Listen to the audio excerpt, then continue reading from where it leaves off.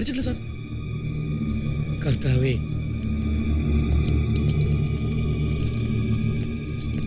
ശരിയാണ് sir. Take her to the hospital immediately. Okay. Come on. Alexander. Sir.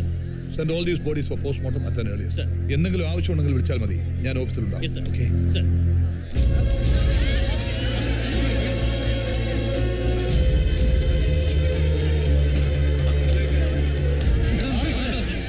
ഈ കൂട്ടക്കൊലപാതകത്തെ കുറിച്ച് ഡിജിക്ക് എന്താ പറയാനുള്ളത്?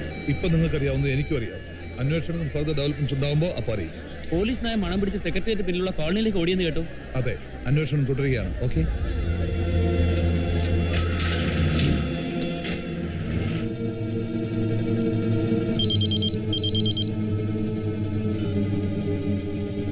Yes, Gomes here. Is it true? ശരി, ഉടനെ ഇങ്ങോട്ട് കൊണ്ടുപോവാ. അവനെ ഇവിടെ കൊണ്ടുവരുന്നവരെ ന്യൂസ് വെളി പോരുത്.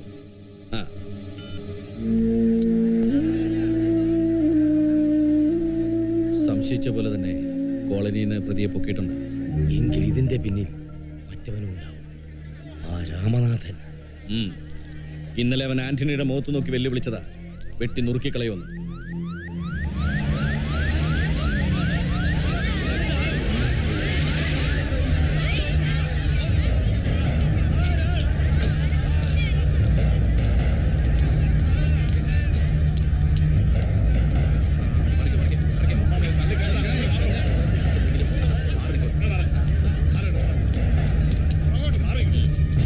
തൽക്കാലം രാമനാഥനകത്തേക്ക് കയറണ്ട. സാർ,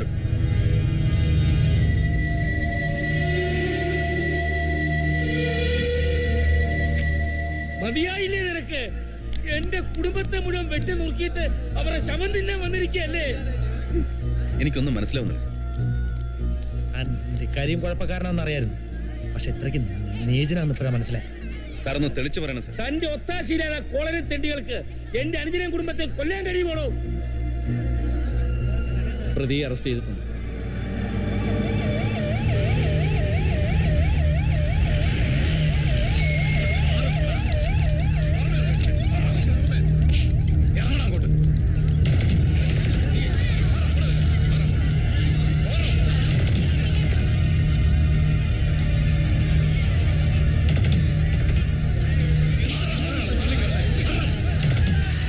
കൊച്ചുകൂട്ട, ഞാനാ കൊന്നത്. എല്ലാത്തിനും ഞാൻ കൊന്നു. എന്തിന്? അപ്പു പറഞ്ഞിട്ടാ.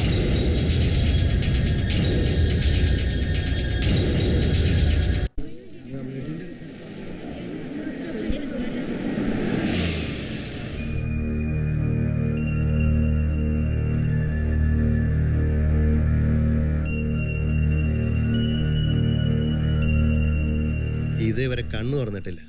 ഇടയ്ക്ക് തലയൊന്ന് അനക്കും. ആ സമയത്ത് അവ്യക്തമായൊരു പേര് ഉച്ചരിക്കുന്നുണ്ട്. അപ്പൂന്ന് മറ്റാണെന്ന് തോന്നുന്നു. Have you had that name? Yes. Who is that? അപ്പോ ഡെയ്സി സ്നേഹിച്ചിരുന്ന പയ്യനാ. അവൻ ഈ മർഡറിൽ പങ്കുണ്ടെന്നാണ് പോലീസ് ഭാഷ്യം. But I don't believe that. എന്തായാലും അപ്പൂനെ ഒന്ന് വരുത്തിയാൽ അയാളുടെ സാന്നിധ്യത്തിൽ ട്രീറ്റ്മെന്റ് എന്തെങ്കിലും ഇമ്പ്രൂവ്മെന്റ് ഉണ്ടാക്കാൻ കഴിയുമെന്നാണ് എനിക്ക് തോന്നുന്നത്. അതിന് കഴിയുമെന്ന് തോന്നുന്നില്ല. അപ്പോൾ ഒളിവില.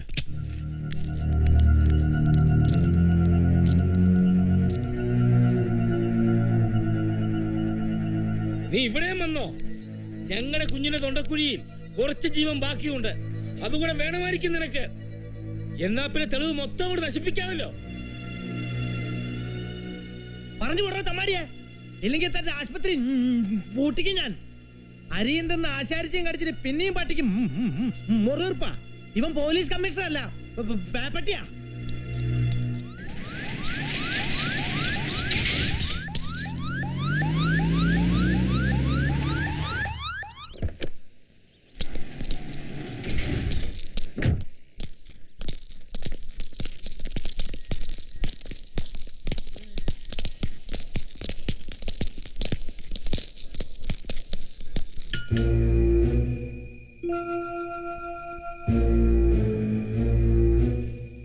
പറയടാ, നീ തന്നെയാണ് ആറ്റു ആന്റണിയും കുടുംബത്തെയും കൊലപ്പെടുത്തിയത്? അതോ നിന്നെ കൊണ്ട് ആരെങ്കിലും അങ്ങനെ പറയിപ്പിച്ചാണ്? അല്ല. അപ്പു പറഞ്ഞിട്ടാണ് നീ ആ കൂട്ടക്കൊല നടത്തിയതല്ലേ? കൊലപാതകം നടത്താൻ നിന്നെ സഹായിച്ചത് കമ്മീഷണർ രാമനാഥ്. നീ പോലീസിൽ പറഞ്ഞ മൊഴി ഞാൻ വായിച്ചു.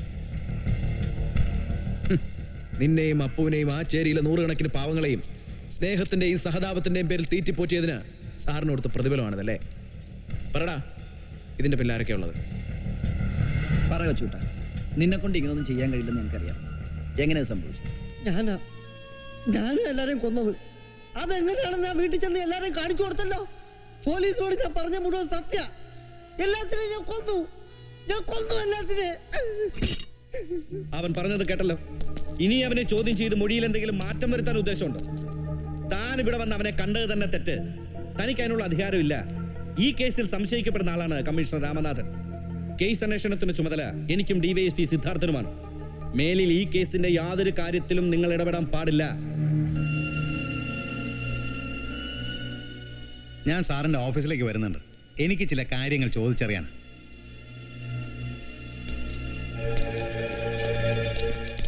വാർത്തകൾ വിശദമായി. പ്രമാദമായ ആറ്റുവ കൂട്ടക്കൊലയിൽ അത്ഭുതകരമായി രക്ഷപ്പെട്ട ഡെയ്സിയുടെ നില ഗുരുതരമായി തുടരുകയാണ്. ഈ കേസിൽ ഒട്ടേറെ ദുരൂഹതകൾ ഒളിഞ്ഞിരിപ്പുണ്ടെന്ന് പ്രഗത്ഭ നിയമവിദഗ്ധർ തലസ്ഥാനത്ത് അഭിപ്രായപ്പെട്ടു. തീർച്ചയായും ഇത് പോലീസിന്റെ കള്ളക്കളിയാണ്. മർഡറിനെ സംബന്ധിച്ചുള്ള പോലീസ് ഭാഷ്യത്തിൽ വസ്തുതാപരമായി ഒട്ടേറെ പെശകുകളുണ്ട്. ഈർക്കിലി പോലിരിക്കുന്ന ഒരാൾ 6 പേരെ കൊല ചെയ്തു എന്ന് പറയുന്നത് കൊച്ചുകുട്ടികൾക്ക് പോലും വിശ്വസിക്കാൻ കഴിയില്ല. പൗരസമിതിയുടെ നേതൃത്വത്തിൽ ശ്രീ TP നാരായണൻ കൺവീനറായി ആക്ഷൻ കൗൺസിൽ രൂപീകരിച്ച് പ്രക്ഷോഭം ആരംഭിച്ചിട്ടുണ്ട്. ഈ കൊല ആസൂത്രിതമാണ് എന്ന് മാത്രമല്ല പല ഉന്നതന്മാർക്കും പങ്കുമുണ്ട്. ബോധമില്ലാതെ കിടക്കുന്ന ആന്റണിയുടെ മകൾ ഡെയ്സിയെ കൊല്ലാനും ഗൂഢാലോചന നടക്കുന്നുണ്ട്. അതോടെ തെളിവുകളെല്ലാം നശിക്കുമല്ലോ. എന്തായാലും ഇതിനെതിരെ ശക്തമായി മുന്നോട്ട് പോകാൻ തന്നെയാണ് ആക്ഷൻ കൗൺസിലിന്റെ തീരുമാനം. അവന്റെ അമ്മയുടെ ആക്ഷൻ കൗൺസിലും മറ്റേ കൗൺസിലും.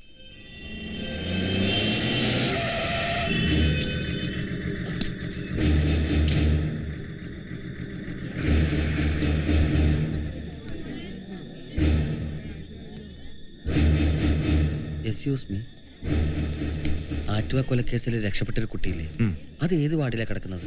E6.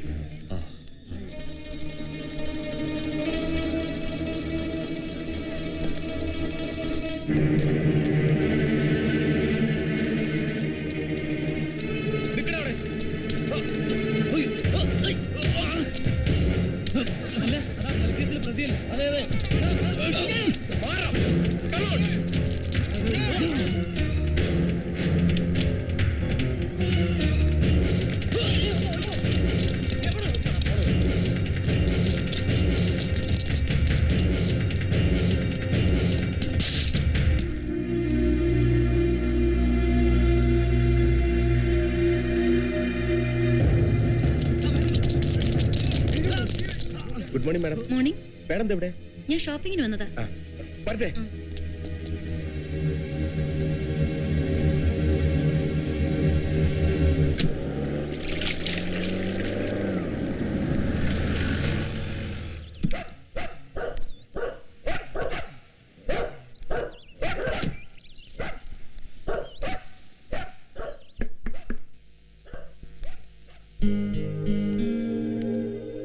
എന്ത് പറ്റി മാഡം ഈ വഴിക്കൊക്കെ ഇറങ്ങാൻ? വെറുതെ ഒന്ന് കാണാന്ന് കരുതി. സന്തോഷം, ഇരിക്കെ. എന്താ പരുക്കനും രാക്ഷസനുമായ പോലീസ് ഉദ്യോഗസ്ഥനോടുള്ള ആവേശമൊക്കെ കെട്ടടങ്ങിയോ? അതോ കൊലപാതക കേസിൽ പ്രതിയായി സംശയിക്കുന്ന ഒരാളോട് അത്രയ്ക്ക് അടുപ്പം വേണ്ട എന്ന് വിചാരിച്ചോ? അടുപ്പം കൂടുതൽ വേണ്ടെന്ന് വെച്ചാൽ സത്യമാ. പക്ഷെ അത് സ്നേഹം കൊണ്ട് തന്നെയാ. ഞാൻ ഇഷ്ടപ്പെടുന്ന ഒരാൾ എന്നെ കൊണ്ട് ഒരിക്കലും ബുദ്ധിമുട്ടരുത്. മനസ്സിലായില്ല. അത് വഴിയേ മനസ്സിലാവും. താനൊന്ന് തെളിച്ചു പറ. ഒന്നാമതിവിടെ മനുഷ്യൻ തീ നിൽക്കാണ്. തൽക്കാലം അതിനൊരു ആശ്വാസമായിട്ടാ ഞാൻ വന്നത്. എന്റെ കൂടെ അപ്പുണ്ട്. എവിടെ നിന്ന് കിട്ടിയവനെ? അതൊക്കെ പറയാം. ആൾ എന്റെ കാറിലുണ്ട്. പത്രോസേ, ആ ഡ്യൂട്ടി നിൽക്കുന്ന കോൺസ്റ്റബിൾ കാണാതെ അപ്പുവിനെ കാറിൽ നിന്ന് ഇറക്കണം. അവൻ കണ്ടാലും കുഴപ്പമില്ല, നീ പോയി വിളിച്ചോണ്ടോ. അപ്പുവിനെ വഴക്കൊന്നും പറയരുത്. അവൻ ഒരു തെറ്റും ചെയ്തിട്ടില്ല. പേടിയുണ്ട് അവൻ ഒളിവിൽ പോയത്. ഭാഗ്യത്തിന് പോലീസിന്റെ പിടിപ്പെടാതെ എന്റെ കൈ കിട്ടി. അപ്പൊ ഞാൻ ഇറങ്ങട്ടെ. എന്താ ഇത്ര ധൃതി? ധൃതിയുണ്ട്. 1-2 സ്ഥലത്ത് പോണം. പിന്നെ എനിക്കൊരു കാര്യം പറയാനുണ്ടായിരുന്നു. എന്താ? അല്ലെങ്കിൽ വേണ്ട, ഞാൻ മാലതിയോട് പറഞ്ഞോളാം. മാലതിയോടോ? അതെ, ഞാൻ പോട്ടെ. Wish you all the best.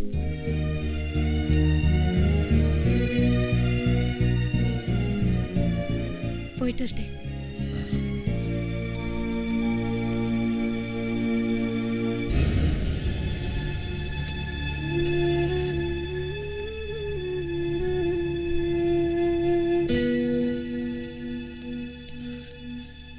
സത്യമായിട്ട് എന്നെ വിശ്വസിക്കണം. ഞാൻ ആരെയും കൊന്നിട്ടില്ല. ഞാൻ കാരണം സാർ ഒത്തിരി ബുദ്ധിമുട്ടിയെന്ന് എനിക്കറിയാം. ക്ഷമിക്കണം. അറിഞ്ഞുകൊണ്ട് ഒരു തെറ്റും ഞാൻ ചെയ്തിട്ടില്ല. എന്റെ ഡെയ്സിയെ സ്നേഹിച്ചു എന്നല്ലാതെ. എന്റെ ദൈവത്തെ പോലെ ഞാൻ കരുതിയ സാറിനോട് പോലും ഞാനിന്നങ്ങനെ കയർത്ത് പറഞ്ഞത് ഡെയ്സിയെ കിട്ടില്ലെന്നറിഞ്ഞ വിഷമം കൊണ്ടാ. എന്നോട് പൊറുക്കണം. കരയണ്ട. സംഭവിക്കാനുള്ള സംഭവിച്ചു. ഇനി പറഞ്ഞിട്ട് കാര്യമില്ല. ഒരിക്കലും ഒരു കൊലപാതകം ചെയ്യാൻ നിനക്കാവില്ലെന്ന് എനിക്കറിയാം. പക്ഷേ നീ എന്നെ അറിഞ്ഞില്ല. എന്തെല്ലാം സംഭവിച്ചാലും ഇനി ഒരാളെ കൊല്ലേണ്ടി വന്നാലും ശരി, ന്യായം നിന്റെ ഭാഗത്താണെങ്കിൽ ഒരു ഈച്ച പോലും അറിയാതെ നിന്നെ ഞാൻ രക്ഷിച്ചേനെ. പക്ഷേ എന്നോട് പോലും പറയാൻ നീ മുങ്ങില്ലേ? അതെന്തിനാ? കൊച്ചൂട്ടൻ കുറ്റം സമ്മതിച്ചു എന്നും എനിക്കെതിരെ മൊഴി കൊടുത്തു എന്നും കേട്ടപ്പോ പിന്നെ ഞാനൊന്നും ആലോചിച്ചില്ല. നിങ്ങൾക്കാർക്കും ബുദ്ധിമുട്ടുണ്ടാക്കണ്ടെന്ന് എഴുതി പോയതാ, എവിടെയെങ്കിലും പോയി ചാവാൻ. പക്ഷെ എന്റെ ഡെയ്സി ജീവിച്ചിരിപ്പണമെന്ന് പത്രത്തിൽ വാർത്ത കണ്ടപ്പോ അവളെന്ന് കാണണമെന്ന് തോന്നി. ദൈവത്തോർത്ത് അവളെന്ന് കാണാൻ സാറിന് അനുവദിക്കണം. ഡെയ്സിയെ കാണാൻ ചെന്ന സാറിനെ ആശുപത്രിയിൽ നിന്ന് പോലും അവർ ഇറക്കി വിട്ടു. കൊലപാതകത്തിൽ സാറിനും പങ്കെടുന്ന അവർ പറയുന്നത്. നിന്നെ കണ്ടാൽ ഒരു പക്ഷേ ഡെയ്സിക്ക് എന്തെങ്കിലും ഇമ്പ്രൂവ്മെന്റ് ഉണ്ടാകാൻ സാധ്യതയുണ്ട്. അബോധാവസ്ഥയിൽ നിന്റെ പേര് വിളിച്ചു പറയുന്നതാണ് ഡോക്ടർ പറയുന്നത്.